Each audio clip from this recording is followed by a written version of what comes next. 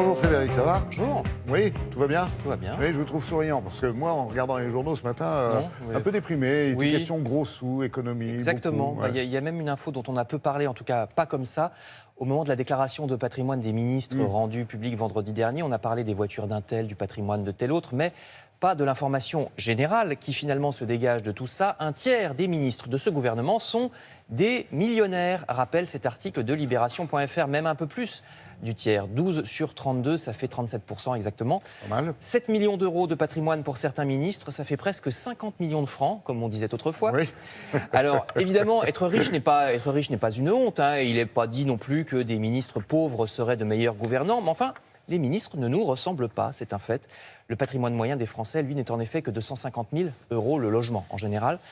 Libération.fr nous confirme d'ailleurs que les inégalités ne cessent d'augmenter dans le monde entier. Voyez ces courbes, les 10% des gens les plus riches ne cessent de concentrer toujours plus de richesses. L'article explique que la métaphore du premier de cordée utilisée par le président Macron, cette métaphore est fausse. Les très riches n'entraînent pas le reste de la société à s'enrichir. C'est un cliché qui date de Madame Thatcher notamment et qui est totalement faux. C'est totalement faux. Au passage, le Parisien aujourd'hui en France de ce matin épingle le président de la République. Pendant sa campagne, il avait promis, Emmanuel Macron, qu'il n'y aurait plus personne dans la rue. Vous avez vu ce titre, plus personne dans la rue avant la fin de 2017 grâce à des hébergements d'urgence. Promesse non tenue, évidemment, dénonce le Parisien. La situation est au contraire de plus en plus difficile, déplore l'Association Médecins du Monde.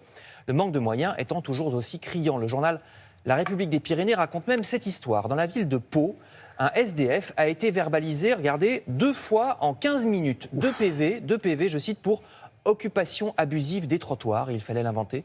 Nous combattons les pauvres au lieu de combattre la pauvreté, peut-on lire dans cet article. Et de son côté, le monde diplomatique donne ce chiffre sur ceux qui essayent de s'en sortir en créant leur propre activité. Regardez, les micro-entreprises et autres statuts d'auto-entrepreneurs sont une machine à fabriquer des pauvres. Je cite, quand en 2008, le statut d'auto-entrepreneur a été créé, tout le monde était enthousiaste, mais 10 ans plus tard, les livreurs à vélo ou les chauffeurs Uber, entre autres, sont de véritables forçats. Ils n'ont même pas bien souvent de couverture sociale. En moyenne, un micro-entrepreneur gagne, tenez-vous bien, à peine 410 € par mois. L'autre actualité, il y en a une autre qu'on trouve un peu partout dans les journaux ce matin, c'est les hôpitaux. Et là non plus, ça ne va pas fort. Regardez ici les Échos ou le Figaro. La ministre Agnès Buzyn est confrontée au déficit abyssal des hôpitaux. Un plan d'action est préparé. 1,5 milliard de déficit, soit le triple de l'an dernier.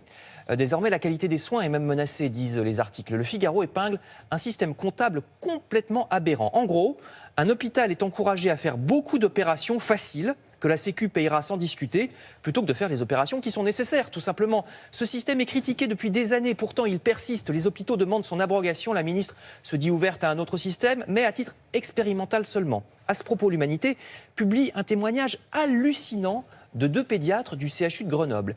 Pédiatres accusés de ne pas faire hospitaliser suffisamment leurs patients. Ces pédiatres font des consultations de 45 minutes pour éduquer les enfants, afin qu'ils ne mangent pas trop sucré, par exemple. Mais 45 minutes, c'est trop long, c'est pas rentable, leur dit la direction. En plus, quel toupet, les enfants ainsi bien éduqués ne font pas de crise de diabète, ils ne se retrouvent pas aux urgences, perte de chiffres. Je vous assure, il faut lire cet article. Les pédiatres se font engueuler.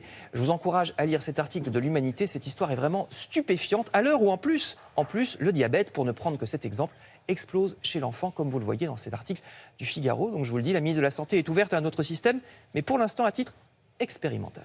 Merci, c'était Le Monde à l'envers, vu et revu par Frédéric Vion.